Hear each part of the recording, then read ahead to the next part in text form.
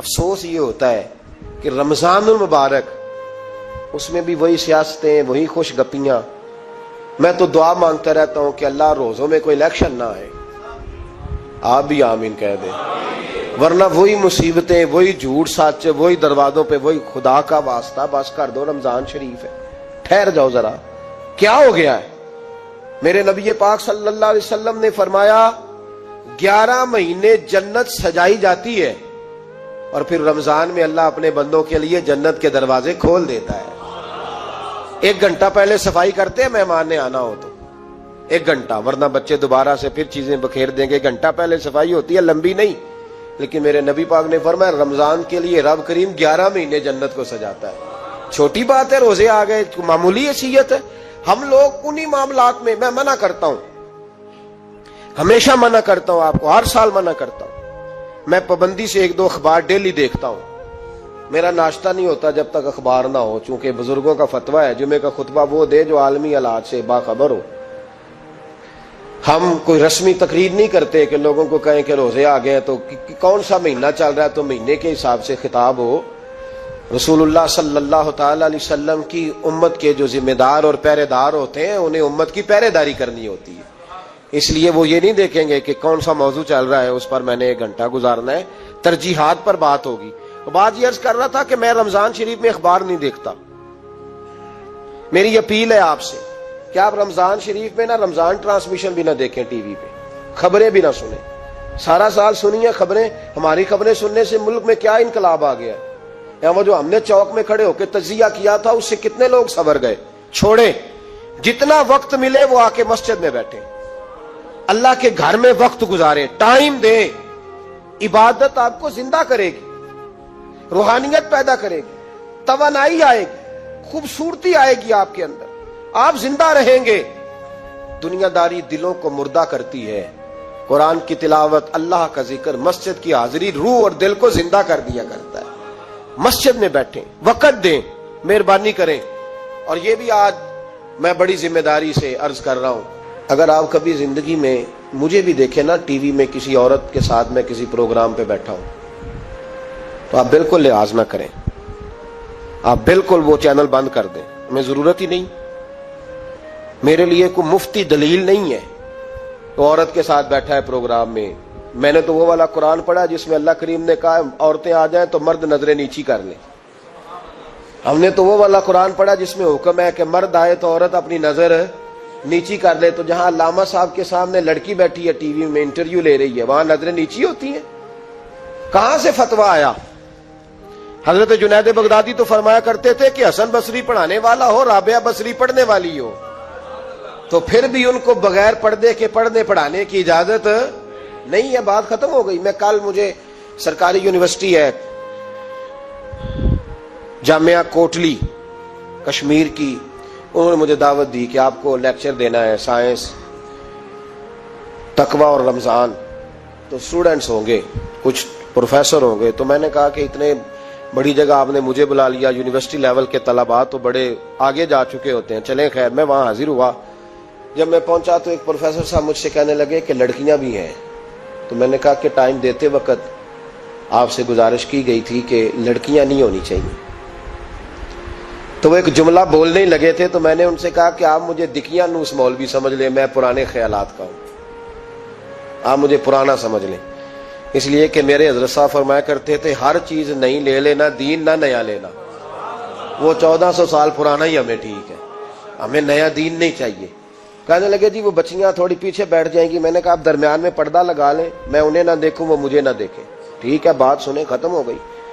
لیکن اگر وہ سامنے بیٹھیں گی تو ہم نہیں بات کریں گے. تو وہ چونکہ پی ایچ ڈی لیول کے لوگ ہوتے ہیں، زیادہ پڑھے ہوتے ہیں، دلائل دینے کی کوشش کی. تو میں نے کہا میں دلیل نہیں سنتا، میں سنتا ہوں یا اللہ کا قرآن یا مصطفیٰ کا فرمان. تو آپ مہربان. لیکن انہوں نے ضد نہیں کی، بڑے اچھے لوگ تھے. انہوں نے کہا جی ٹھیک ہے لڑکیاں نہیں بیٹھیں گی. میرا عرض کرنے کا مقصد یہ ہے کہ کیا فرق پڑتا ہے ہمیں. بہت سارے ذرائع ہیں عورتوں تک پیغام پہنچانے کے، پیغام پہنچ جاتا ہے، کوئی حرج نہیں. آپ باپ پردہ بندوبست کریں. ہمارے رمضان کے فجروں کے درس میں ہزاروں کی تعداد میں عورتیں آتی ہیں، ان کے لیے باپردہ بیٹھنے کا بندوبست ہے. لیکن کوئی ضروری ہے کہ ٹی وی پہ ایک عورت بن سور کے سامنے بیٹھے اور آپ اس کے سوالوں کے جواب دیں؟ ہمارے لیے نہ کوئی مفتی دلیل ہے نہ کوئی شیخ الحدیث دلیل ہے. اس طرح کا کوئی مفکر محقق ہمارے لیے دلیل نہیں. ہمارے لیے دلیل رسول اللہ کی ذات ہے صلی اللہ تعالی علیہ. ختم ہو گئی بات. اس لیے کوئی ایسی ٹرانسمیشن نہ دیکھو, کسی طرف توجہ نہ کرو. یار 30 تو روزے ہیں, وہ بھی کئی دفعہ 29 ہو جاتے ہیں. اللہ کہہ رہا ہے ایام معدودات, ایک گنتی کے دن ہے. اور میرے بھائی کیا مصیبت ہے, میرا وقت نہیں گزر رہا. آپ یقین کریں, اللہ جانتا ہے ہم تو رمضان کو زنجیریں ڈالتے ہیں. یہ کام بھی رہ جاتا ہے, رمضان گزر جاتا ہے. یہ بھی رہ جاتا ہے, رمضان گزر جاتا ہے. یہ بھی نہیں ہو پاتا رمضان, پتہ نہیں کس وقت روزے آتے ہیں, کب نکل جاتے ہیں. کہتے ہیں میرا وقت نہیں گزرتا تو میں ٹی وی دیکھتا ہوں. قرآن سارا پڑھ لیا ہے, حدیثوں کا مطالعہ ہو گیا, اپنی آخرت کے لیے نفل سارے پڑھ لیے, تسبیحات ساری ہو گئی. جو اب ٹائم نہیں گزرتا تھا تو ٹی وی پہ جا بیٹھے. کدھر چلے گئے ہم؟ علامہ اسماعیل حقی نے حدیث لکھی. حضرت عائشہ صدیقہ رضی اللہ تعالیٰ عنہ فرماتی ہیں, تفسیر روح البیان میں موجود ہے, کہتی ہیں ایک دن حضور اچانک میرے ساتھ آرام فرماتے بستر سے اٹھے نکل گئے. ہمیشہ نبی پاک علیہ السلام کا طریقہ مبارکہ تھا, جب رات کو تہجد کے لیے اٹھتے تو کہتے ابو بکر کی بیٹی حق تیرا ہے, وقت تیرا ہے, پر اگر تو اجازت دے تو میں اپنے اللہ کو راضی کر لوں. آج حضور نے پوچھا ہی نہیں, بستر سے اٹھے چلے گئے. کہتی میں اٹھی, میں نے دائیں بائیں دیکھا, محبوب نظر نہ آئے. حضور کی تامد استعمال شدہ پڑی تھی, وہ تامد میں نے اٹھا کے اوڑھ لی اور میں نکل گئی حضور کو تلاش کرنے. کہتی ہیں جب میں باہر گئی مسجد نبوی شریف کے ساتھ جنت البقیع کی جانب, نبی پاک سجدے میں تھے. کہتی ہے میں گئی, تھوڑی دیر کھڑی ہوئی, حضور نے آہٹ سنی تو پوچھا تو کون ہے؟ میں نے کہا میں عائشہ ہوں. تو محبوب نے فرمایا یہ عائشہ کون ہے؟ میں نے کہا یا رسول اللہ میں آپ کی زوجہ. فرمایا زوجہ کیا ہوتی ہے؟ یا رسول اللہ میں ابو بکر کی بیٹی. تو نبی پاک نے فرمایا یہ ابو بکر کون ہے؟ حضرت عائشہ کہتی ہیں میرا کلیجہ پھٹنے کو آیا, میں وہاں سے پریشان حال واپس آئی.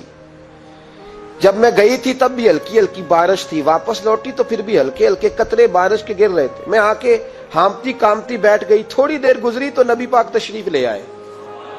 تو حضور صلی اللہ تعالی علیہ وسلم نے مجھے پریشان دیکھا تو کہا عائشہ کیا ہوا؟ کہا حضور آج وہ ہوا ہے جو کبھی نہیں ہوا. یا رسول اللہ میں پریشان ہو گئی ہوں. حضور عجیب بات ہے, میں گئی ہوں, آپ نے پوچھا کون ہے تو میں نے کہا میں عائشہ. کا عائشہ کون؟ آپ کی زوجہ. فرمایا زوجہ کون؟ ابو بکر کی بیٹی. کا ابو بکر کون؟ اور پھر حضور میں گئی ہوں تو میرے کپڑے بھیگ گئے, آپ آئے ہیں تو کپڑے خشک ہیں, سمجھ نہیں آئی. تو لفظ سنو حدیث کے, نبی پاک نے فرمایا عائشہ لی مع اللہ وقت, میرا اپنے اللہ کے ساتھ ایک وقت ہوتا ہے. کس کے ساتھ؟ آج میرا دوستوں کے ساتھ وقت ہے, آج میرا گھومنے کا وقت ہے, آج میرا خوش گپیوں کا وقت ہے, آج میرا سیاحت کا وقت ہے, آج میرا پکنک کا وقت ہے. میرے نبی پاک نے فرمایا لی مع اللہ وقت, عائشہ میرا اپنے اللہ کے ساتھ, میرا اپنے اللہ کے ساتھ ایک وقت ہوتا ہے. اس وقت نہ وہاں کوئی فرشتہ آ سکتا ہے, نہ کوئی نبی اور مرسل آ سکتا ہے. جب فرشتہ اور نبی نہیں آ سکتے تو عائشہ اور ابو بکر کیسے آ سکتے ہیں؟ تو کہا یا رسول اللہ پھر وہاں ہوتا کون ہے؟ تو حضور فرمانے لگے ایک میں ہوتا ہوں, دوسرا میرا رب ہوتا ہے, تیسرا کوئی موجود نہیں ہوتا. امت کو درس دیا ایک وقت 24 گھنٹوں میں ایسا لایا کر جس میں تو اپنے رب کو دکھڑے سنائے, جس میں تو دعائیں مانگے, جس میں تو عرض و نیاز کرے, جس میں تو اپنے گناہوں کی معافی چاہے. اعلیٰ حضرت کے والد گرامی سے کسی نے پوچھا, مولانا نقی علی خان صاحب سے, کہ حضرت جی فرعون 500 سال ہی حکومت کر گیا, 500 سال ہی حکومت کر گیا, اللہ کا مقابلہ کرنے والا پکا کافر بے ایمان. تو آپ فرمانے لگے ملا رومی کی وہ کتاب پڑھو مثنوی, جس میں انہوں نے لکھا ہے کہ جب ساری دنیا سو جاتی تھی تو فرعون اٹھ کے مصلے پہ بیٹھتا تھا, کہتا تھا یا اللہ معاف کر دے, رب تو ہی ہے, گناہگار بڑا ہوں پر مہربانی کر. روز معافیاں مانگتا تھا تو رب کریم کی قدرت نے مہلت دی کہ روز توبہ کرتا ہے, چلو ایک دن سچی بھی کاری جائے تو اچھا ہے. اللہ نے مہلت دی. اور میرے بھائی اگر تو روز رات مصلے پہ بیٹھے تو تجھے مہلت ملے, عذاب نہ آئے. اگر تو اپنے رب کے ساتھ تنہائی کرے تو اللہ تجھے مہلت دے, سزا نہ دے. لیکن ہم یہ وقت نکالتے ہی نہیں, اللہ کے ساتھ میت کا ہمارا مزاج ہی نہیں. ترمذی شریف میں نبی پاک علیہ السلام نے فرمایا دنیا داروں کو دکھڑے نہ سنایا کر, مالداروں کے سامنے رونے نہ رویا کر. یہ تجھے کیا دے سکتے؟ تو اٹھ کے جائے گا تو کہیں گے محنت کرتا نہیں، روز مانگنے آ جاتا ہے۔ دنیا داروں کو دکھڑے نہ سنا، اور میں دکھ سنا تو اپنے رب کو سنا، اللہ والوں کو سنا، اللہ کے نبی کو سنا۔ اس سے مراد یہ سارے کہا دکھڑے اپنے رب کو سنا۔ اگر تو اپنے رب کو دکھڑے سنائے گا تو تھوڑی دیر ضرور ہوگی، لیکن ایک دن ایسا ضرور آئے گا، میرے مصطفیٰ کریم فرماتے ہیں رب تجھے دنیا سے بے نیاز کر کے مالا مال فرما دے گا۔ دھوکے کا مزاج نہ بنا، کینچی لے کے نہ گھوم کے کیسے جیب کٹ سکتی، اللہ کو دکھڑے سنا۔ حضرت عائشہ عرض کرنے لگی حضور چلیں یہ تو سمجھ آ گئی، لیکن بارش مجھ پہ پڑی آپ پہ پڑی نہیں، تو کہا عائشہ تم نے اوڑا کیا تھا؟ کہا حضور آپ کی تامت، فرمایا بارش کوئی نہیں تھی، جب تو نے میری تامت لی تو خدا کی رحمتیں تم پر برسنے لگ گئی۔ تو حضور کے وجود سے لگی ہوئی چیز کوئی اوڑھ لے تو رحمت برستی ہے، تو میرے نبی کی مسجد چومنے سے کیوں رحمت نہیں برستی؟ جالی چومنے سے کیوں نہیں برستی؟ جہاں جہاں حضور رکے، جہاں جہاں نبی پاک ٹھہرے، وہاں جانے سے کرم کیوں نہیں ہوتا؟ تو عزیزو یاد رکھو، رمضان میں ایک ڈیوٹی آپ نے یہ کرنی ہے کہ عبادت کو وقت دے، ٹائم نکالیں۔ جو اتنے سے بھی فارغ ہے نا، وہ 19ویں روزے تک کل فارغ ہو کے 20 کو اعتکاف بیٹھے۔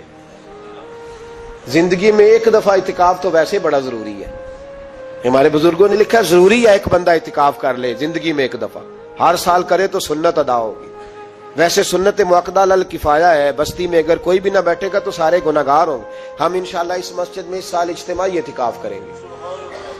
میں نے یہ پروگرام بنایا ہے کہ لوگ اعتکاف تو بیٹھتے ہیں، لیکن نہ بیچاروں کو قرآن مجید پڑھنا آتا ہے، نہ نماز وضو غسل کے مسائل آتے ہیں، نہ انہیں پتہ ہے کہ رات عبادت کیسے کرنی ہے۔ تو میں نے یہ ارادہ کیا، اس سال میں نے معافی لیا ہاتھ باندھ کے، میں نے کہا یار سارا سال میں پورے ملک میں گھومتا ہوں، اس سال رمضان میں میرا ارادہ ہے میں صرف اپنے شہر میں رہوں، میں کہیں نہ جاؤں، تاکہ جو جہاں سے بھی چل کے آئے اسے فون نہ کرنا پڑے، میں اسے مل جاؤں ویسے ہی۔ تو میں انشاءاللہ تعالیٰ یہیں رہوں گا، اور رمضان کی 10 راتیں میں اپنے اعتکاف والوں کے ساتھ گزاروں گا انشاءاللہ تعالیٰ۔ یہاں آپ لوگ آئیں، جو سنجیدہ قسم کے لوگ ہیں ان کو ساتھ لائیں، وہ یہاں آ کے اعتکاف کریں۔ لنگر شریف بھی ہم دیں گے جو ہماری توفیق ہوگی، اور انشاءاللہ دونوں وقت دیں گے اپنی توفیق کے مطابق، اور یہ کوئی صدقہ زکوٰۃ خیرات سے نہیں ہوگا، یہ آپ ہمارے مہمان ہوں گے تو یہ مہمان نوازی ہوگی انشاءاللہ تعالیٰ۔ تو یہ اپیل آخر میں اعلان کرنا تھا، پر چلو بات آ گئی تو میں نے شروع میں کر دیا۔ یہاں ہم مقدور بھر کوشش کریں گے آپ کے لیے اجتماعی اعتکاف کا بندوبست، ہمارے جو دیگر طلباء علماء ہوں گے وہ بھی آپ کے ساتھ وقت گزاریں گے، وضو غسل نماز کی چیزیں سکھائیں گے، آپ کو قرآن مجید پڑھنا پڑھانا سکھائیں گے۔ 10 دنوں میں جو ممکن ہو سکے گا ہم انشاءاللہ تعالیٰ کریں گے۔ تو اعتکاف میں وقت دیں۔ دوسرا کام آپ نے یہ کرنا ہے رمضان شریف میں کہ قرآن پاک زیادہ سے زیادہ پڑھنا ہے، پڑھیں گے انشاءاللہ۔ اگر آپ ناراض نہ ہوں تو ہم نے قرآن مجید پڑھنا بالکل ہی چھوڑ دیا، قرآن پاک کھلتا ہی نہیں، توجہ ہی نہیں، مزاج ہی نہیں، سارا دن بیت جاتا ہے، قرآن مجید نہیں کھلتا، قرآن مجید نہیں پڑھا جاتا۔ ایک شخص مجھ سے ملنا چاہ رہے تھے مسجد نبوی شریف میں حاضر تھا، تو وہ ایک دفعہ آئے گزر گئے، میں قرآن شریف پڑھ رہا تھا، پھر آئے تو گزر گئے قرآن شریف، تیسری دفعہ پھر آئے تو کہنے لگے آپ نے کتنا کو پڑھنا ہے؟ میں نے ان سے کہا کہ مہربانی کرو مجھے دعا دو کہ اللہ مجھے پڑھتا ہی رکھے۔ آپ نے یہ کیا لفظ ادا کر لیے کہ کتنا کو پڑھنا ہے؟ وہ خدا کے بندو یہاں کام کیا ہے؟ اگر تلاوت بھی نہیں کرنی تو کرنا کیا ہے؟ وہاں میں اکثر کہتا ہوں کہ چونکہ ہم تو مسیتڑ ہیں، ہمارا تو مزاج ہے مسجدوں میں رہنے کا، چونکہ عام لوگوں کا مزاج نہیں ہوتا تو وہاں بھی بازاروں کو ٹائم زیادہ دیتے ہیں، خریداری میں وقت زیادہ لگاتے ہیں۔ اگر ہماری طبیعت مسجد میں بیٹھنے کی ہو، قرآن پاک پڑھنے کی ہو تو بڑا ذوق بن جائے۔ قرآن مجید امام اعظم ابو حنیفہ امام اعظم رمضان شریف کے اندر 61 قرآن مجید پڑھا کرتے تھے۔ کتنے؟ 60 اور 1 61۔ ایک قرآن شریف دن میں پڑھتے، ایک رات کو پڑھتے، پورے دن میں قرآن مجید ختم کرتے، ایک رات کو۔ اور آپ فرماتے ہیں 61واں قرآن مجید وہ تھا جو میں تراویحوں میں سنا کرتا تھا۔ 61 قرآن پاک آپ ہر رمضان میں پڑھا کرتے تھے۔ میری آپ سے گزارش ہے ایک سپارہ مسجد میں پڑھیں رمضان میں، ایک سپارہ گھر میں پڑھیں۔ مسجد میں پڑھیں گے تو مسجد کا حق ادا ہوگا، اور گھر میں قرآن پاک کھول کے بیٹھیں گے تو بچے بھی آ کے پاس بیٹھ جائیں گے، چھوٹے چھوٹے بچے۔ یہ کبھی تجربہ کرنا، یہ بخشش کا ذریعہ ہے۔ جب آپ بچوں کی ماں سویرے سویرے بڑا اچھا دوپٹہ لے کے اور مصلی بچھا کے اور قرآن مجید کی ریل رکھ کے اور پھر اس کو خوشبو لگا کے جب کھولتی ہے نا، تو اس کی جو 2-2.5 سال کی بچی ہوتی ہے وہ بھی کہیں سے دوپٹہ ڈھونڈنے لگ جاتی ہے، وہ بھی دوپٹہ لے کے آتی ہے۔ وہ دائیں بیٹھتی ہے. اس کا جو 4 سال کا بچہ ہوتا ہے نا, اگر ابا بیٹھا ہے وہ 4 سال کا بچہ بھی کہیں سے ٹوپی ڈھونڈ کے لاتا ہے, اسے پڑھنا نہیں آتا, لیکن وہ بھی آ کے نا سپارہ لے کے بیٹھ جاتا ہے. میں نے دیکھا ہے بچے تھوڑا تھوڑا ہلنے لگتے ہیں. قسم اللہ کی عزت کی, مجھے ایسے لگتا ہے کہ جب بیٹیوں کے بیچ ماں بیٹھ کے قرآن پڑھتی ہے اور جب بیٹوں کے بیچ باپ بیٹھ کے قرآن پڑھتا ہے تو مجھے لگتا ہے خدا کے فرشتے بھی آسمان کے دروازے کھول کھول کے دیکھتے ہیں, کھول کھول کے دروازے دیکھتے ہیں کہ یہ کس طرح کا رنگ ہے کہ چھوٹا سا بچہ, توتلی زبان.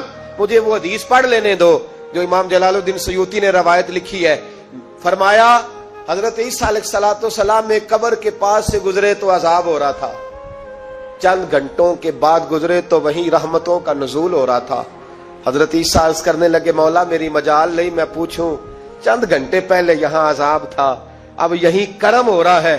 اللہ اب اس نے کوئی نیک عمل کیا تو ہے نہیں, قبر میں تو عمل ختم ہو جاتا ہے, اتنا کرم کیسے؟ تو رب کریم نے فرمایا موسیٰ بندہ بڑا گناہگار تھا, پاپی تھا, سزا کا حقدار تھا, پر جب انتقال اس کا ہوا تو بیوی اس سے پہلے حاملہ تھی. اس کے انتقال کے 2-4 مہینے بعد بچہ پیدا ہوا, پھر اس بیوی نے بچہ پالا. آج 4.5 سال کا بچہ مکتب گیا ہے, استاد نے بسم اللہ شریف پڑھائی ہے, اس کے بچے نے توتلی زبان پہ کہا بسم اللہ الرحمن الرحیم. تو مجھے حیا آئی ہے کہ اس بیچارے کو ابھی لفظ نہیں ادا کرنے آتے, زمین پر بیٹھ کر یہ توتلی زبان سے مجھے رحمان اور رحیم کہے اور میں اس کے باپ کو سزا دوں. بس بچے نے ایک دفعہ بسم اللہ پڑھی ہے, میں نے باپ کے سارے گناہ معاف فرما دیے. مہربانی کرو, ایک سپارہ گھر میں, ایک سپارہ مسجد میں, یہ ضرور آپ نے روٹین بنانی ہے. مسجد میں پڑھیں گے تو مسجد کا حق ادا ہوگا, گھر میں پڑھیں گے تو بچے بھی پڑھیں گے. اور تیسرا سپارہ وہ ہے جو آپ نے تراویح میں سننا ہے. تو کتنے سپارے ہو گئے ایک دن میں؟ 3. تو رمضان میں کل کتنے ہو گئے؟ 3 قرآن پاک. کتنے قرآن پاک جی؟ 3 قرآن مجید. ایک سپارہ دن میں, ایک رات میں, تو آپ کا 10 دن کے اندر انشاءاللہ قرآن پاک ختم ہو جائے گا. کریں گے انشاءاللہ تعالی. یہ ذہن بنائیں, یہ ذوق پیدا کریں, اور قرآن پاک کا ایک حرف پڑھیں تو اللہ 10 نیکیاں دیتا ہے, اور رمضان شریف میں 70 گنا بڑھ جاتی ہیں. تو اب ذرا ضرب دے لو بات کہاں جائے گی. تو رمضان المبارک میں قرآن پاک سے میں نے کہا کوئی اخبار نہ دیکھو, کچھ نہ دیکھو, سارا دن بس قرآن پاک دیکھو, سارا دن قرآن مجید پڑھیں, قرآن پاک سے دل لگائیں. حضرت عبداللہ ابن مسعود رضی اللہ تعالیٰ عنہ فرماتے ہیں نبی پاک صلی اللہ علیہ وسلم نے مجھے بلا کے کہا مجھے قرآن پاک تو سنا. میں نے کہا یا رسول اللہ آپ پہ نازل ہوا, میں آپ کو سناؤں؟ تو فرمایا میرا دل کر رہا ہے میں تجھ سے سنوں. حضور کو زیادہ آتا تھا نا, تو کبھی کبھی آپ سمجھ لیں کہ آپ کو زیادہ آتا ہے, لیکن پھر بھی سامنے والے, میں اکثر کہتا ہوں مدرسے کے طلباء سے, میں کہتا ہوں آپ قاری اور حافظ تو ہو گئے ہو, پر کبھی کسی اور سے بھی سنا کرو. کہا کرو سناؤ یار 2 آیتیں, دل کر رہا ہے. حضرت ابی بن کعب رضی اللہ تعالیٰ عنہ کہتے ہیں نبی پاک تشریف لائے تو مجھے کہنے لگے ابی ادھر آ, میں تجھے قرآن پاک سناؤں. میں نے کہا یا رسول اللہ مجھے فرمایا مجھے اللہ نے حکم دیا ہے کہ میں تمہیں سناؤں. حضرت ابی رو کے کہنے لگے یا رسول اللہ رب کریم نے میرا نام لیا ہے. میں کہاں وہ کہاں؟ فرمایا ہاں تیرا نام لیا ہے. رونے لگے, کہنے لگے حضور پھر تو میں بڑا خوش نصیب ہوں, سنائیے میں سنتا ہوں. تو حضور سننا بھی حضور کی سنت ہے, سنانا بھی نبی پاک کی سنت ہے. قرآن مجید کو سنیں. اور پھر یار دکھ کی بات ہے نا کہ پاسپورٹ کے دفتر تو میں 2.5 گھنٹے کھڑا رہوں, شناختی کارڈ کے لیے میں 1.25 گھنٹہ کھڑا رہوں, اور میں پہلی دفعہ سعودی عرب جاؤں تو امیگریشن کے لیے 2.5 گھنٹے بھی مجھے لائن میں لگنا پڑے تو میں لگا رہوں. دنیا داری کے لیے تو میں اتنا کھڑا رہوں, اور تراویح کے لیے مجھے 1 گھنٹہ نہ کھڑا ہوا جائے اور میں بہانے کرتا پھروں. تو پھر یاد رکھو وہ حضرت سیدہ اسماء کا کرتی تھی, نبی پاک نے مجھے کہا تھا اسماء اللہ کے راستے میں گن گن کے نہ دینا ورنہ وہ بھی تجھے گن گن کے دے گا. جب ہم رب کریم کو وقت اس طرح دیتے ہیں کہ دنیا داری کے لیے تو ساری ہمارے پاس ہمتیں موجود ہیں, اور تراویح کا وقت آیا تو بہانے ڈھونڈنے لگ گیا. تراویح کا وقت آیا تو وہ جو ہے اس نے شروع کر دی بات کہ جناب میرے فلان جگہ تکلیف ہے اور مجھے بلڈ پریشر ہو جاتا ہے تو پسینہ بڑا آتا ہے. تو اب تو آسانیاں ہی بڑی ہیں. صحابہ کہتے جب ہم مسجد نبوی میں نماز پڑھنے جاتے تھے, بارش ہوتی تھی تو مسجد میں پانی کھڑا ہوتا تھا, کیچڑ کھڑا بن جاتا تھا, تو ہم اپنی جھولیوں میں خشک مٹی ڈال کے لے جاتے, اپنی اپنی جگہ بچھا لیتے مٹی, اور پھر ہم نماز پڑھتے تو ہمارے پیشانیوں پر بھی مٹی لگ جاتی. تو ایک صحابی جھاڑ رہے تھے تو نبی پاک نے فرمایا نہ جھاڑ, جب تک چہرے پہ رہے گی فرشتے درود بھیجتے رہیں گے. اب تو اے سی لگے ہوئے مسجد میں، پھر بھی تو تراویح نہیں پڑھتا. تو ایک تو عبادت کو ٹائم دیں، دوسرا قرآن مجید زیادہ سے زیادہ پڑھیں، رمضان میں زیادہ سے زیادہ پڑھیں، مسجدوں میں ٹائم دیں. مجھے دکھ ہوتا ہے جب رمضان میں بھی نماز کے بعد مسجد کو تالا لگتا ہے. اگر ہم سارے آئیں مسجدوں میں، ہم رمضان شریف کے اندر وقت دیں، جس کے پاس ٹائم ہو وہ آ کے بیٹھ جائے، قرآن مجید کھول لے، تو میرا خیال ہے کہ مسجدیں بھی ہمیں دعا دیں گی کہ دیکھو ہر وقت انہوں نے میرے اندر تلاوت کی. ایک اور بات بھی عرض کرنی ہے، یہ مجھے کہا گیا ہے، میری اپنی طرف سے نہیں، یہ مجھے رکا دیا گیا ہے. کہہ دوں پکے نمازی ناراض تو نہیں ہو جائیں گے؟ جو پکے نمازی ہیں مسجدوں کے وہ میرے ساتھ وعدہ کریں، ناراض تو نہیں ہو جائیں گے؟ نہیں تسی نہیں بول دے، تساں ہو جانا. پکے بول دے نہیں پے، پکے کور دینے پے. پکے نمازی، یہ پکے نمازیوں سے بات، ناراض تو نہیں ہو جائیں گے؟ یہ بول کے بتائیں، انشاءاللہ کہیں. کچے نمازیوں کو شکوہ ہے کہ پکے نمازی رمضان میں ہمیں گھورتے ہیں. رکھے دیے مجھے انہوں نے، کہتے ہیں پکے نمازی، کہتے فصلی بٹیرے آ گئے. یہ زیادتی ہے، یہ ظلم ہے. آپ پکے نمازی ہیں تو مہربانی کریں، آپ وہ جو آپ نے صف الاٹ کرائی ہے نا اپنے نام پکی، کہ ایتھے میں بھینا روز تو کتوں آ گیا، یہ چھوڑ دیں آپ، مہربانی کریں. یہ اللہ کا گھر ہے، یہ کسی کے نام رجسٹری ہو سکتی. جو آیا ہے نا بیچارہ، چلو کبھی کبھی صحیح، مہربانی کریں اس کو ٹائم دیں، بیٹھنے دیں، کچھ نہیں ہونے لگا. اور جب وہ آئے نا تو دعا کریں، جب اس کو دیکھیں تو کہ یا اللہ یہ آیا ہے تو ہمیشہ آتا ہی رہے.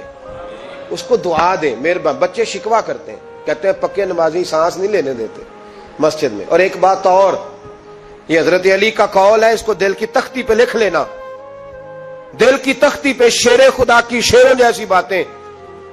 حضرت مولا علی شیر خدا فرمایا کرتے تھے، وہ نیکی کرنے والا اچھا نہیں جو نیکی کر کے اکڑ جاتا ہے اور دوسروں کو گناہگار سمجھتا ہے، وہ نیکوکار اچھا نہیں. فرمایا کرتے تھے اس سے وہ گناہگار اچھا ہے جو گناہ کر کے کم از کم شرمندہ تو ہوتا ہے نا. فرماتے ہیں جو گناہ کر کے شرمندہ ہو وہ زیادہ اچھا ہے اس سے جو نیکی کر کے اکڑ جائے. تو تھوڑی سی نیکی کر کے پرہیزگاری کر کے ساری دنیا کو گناہگار سمجھنے لگ جانا، یہ تو بت پیدا کر لیا ہے تو نے اپنے اندر. اس بت کو توڑ دے. پتہ نہیں کون کب آئے اور اللہ کا ولی بن جائے. کوئی آیا لے کے چلا گیا، کوئی عمر بھر بھی نہ پا سکا. میرے مولا تجھ سے گلا نہیں، یہ تو اپنا اپنا نصیب ہے. تو مہربانی کریں پکے نمازی، تھوڑی شفقت کریں. یہ میں سب سے نہیں کہہ رہا، جو گھورتے ہیں صرف ان سے کہہ رہا ہوں. کچھ پکے نمازی ہیں تو الحمدللہ دل کے بھی بڑے پکے ہیں، سوچ کے بھی بڑے پکے، اچھے ہیں، خوبصورت لوگ. لیکن کچھ ایسے لوگ ہیں، ہمارے شہر کے ایک ڈاکٹر صاحب ہیں، میں نے کہا آپ نماز مسجد میں پڑھا کریں. ان کی عمر کافی زیادہ ہو گئی ہے تو کہتے ہیں حضرت میں پڑھوں گا انشاءاللہ. ان کو میں نے دوائی لینے گیا تو میں نے وہاں بھی میں نے بات شروع کر دی. میں نے کہا آپ مہربانی کریں، کہتے میں آؤں گا. کچھ دنوں کے بعد میں نے اس مسجد میں نماز پڑھی اور خاص کر کے پڑھی کہ یہ ٹائم ہے.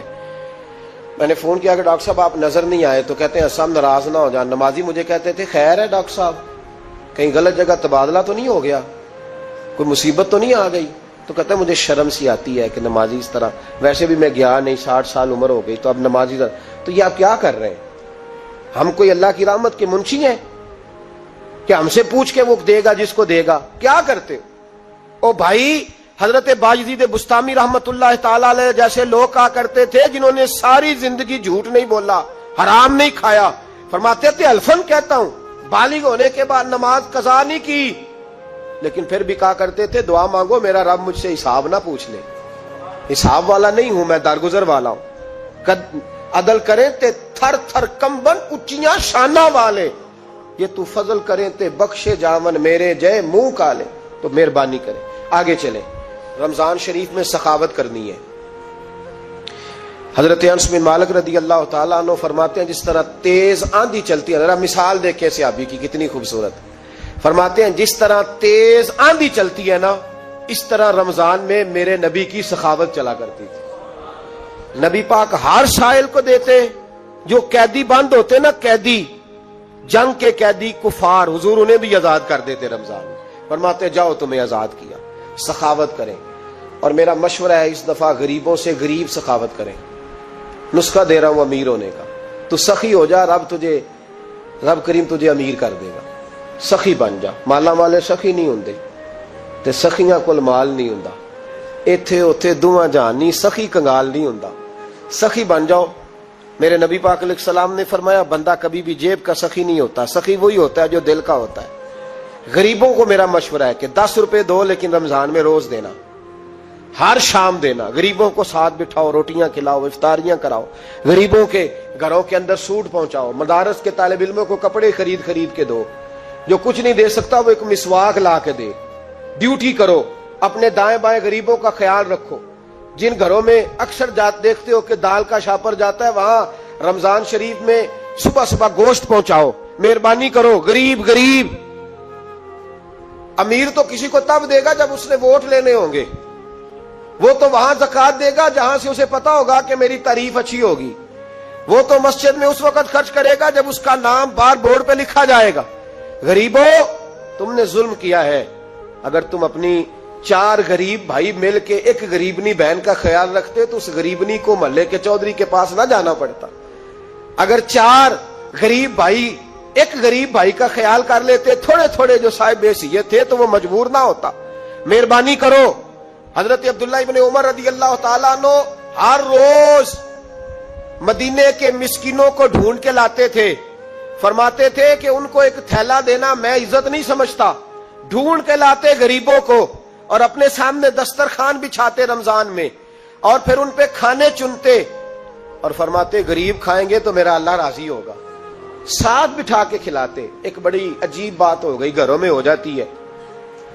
जिन घरों में ज्यादा मेहमान आते हैं वहां ये मसले बन जाते हैं। एक दिन जोजा कहने लगी खाना आपका ये आज मेहमान को ना लाइएगा। कह देती है ना बीबियां कभी कभी, ये नाफरमानी नहीं।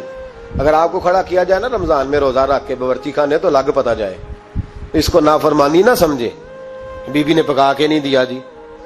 तो हजरत अब्दुल्लाह इब्ने उमर की जोजा कहने लगी आपका खाना है, मेहमानों का कोई नहीं। तो हजरत अब्दुल्लाह इब्ने उमर कहने लगे अल्लाह तुझे जज़ा दे, तो रोज पका के देती है, चल इस तरह कर, मुझे सिरका और खजूर दे दे, रोटी मेरे मेहमान को दे दे। तो आपकी जोजा रो पड़ी, कहने लगी अगर आप इफ्तारी वालों का इतना ख्याल करते हैं तो मैं ना करूं?